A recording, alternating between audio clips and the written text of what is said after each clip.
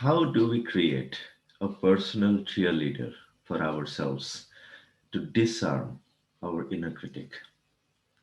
In this course, we are learning about knowing your inner critic and how to disarm them.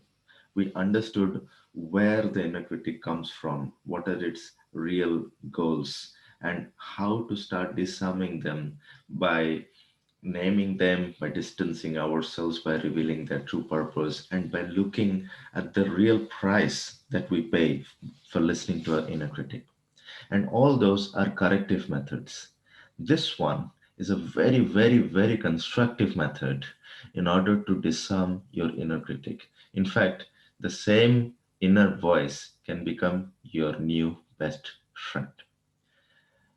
So, what do you want with a best friend?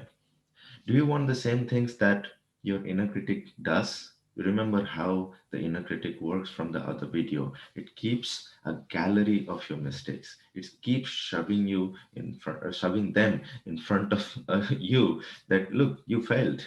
This is how your friends think of you. This is how you are. This is you. You are not worth it. If you're not the best, you are not worth it. If you don't go to these ridiculous standards that are set by other people, you're not worth it, and so on. But your best friend is not going to do that. Instead, your best friend will start putting a list of achievements. He or she will be there with you when you need them, whenever you need them. It's inside you. You are not even, this is not another person different from you. We're creating our inner version of our personal booster, our personal cheerleader. They're always with us. It's our supporter at all times. It keeps a list of even the tiniest of achievements that you've done and the greatest of achievements. It puts them in frames and puts them in front of you when you are at your lowest. You say, see, you did this, and if you did this, you can do the next step. It boosts your self esteem. It never eats your self esteem, saying that if you are not the best, you are not worth it. You are worth it in any case. Your self esteem has nothing to do with it. It keeps giving you all the more reasons why you should respect yourself, why you should love yourself, why you should take care of yourself.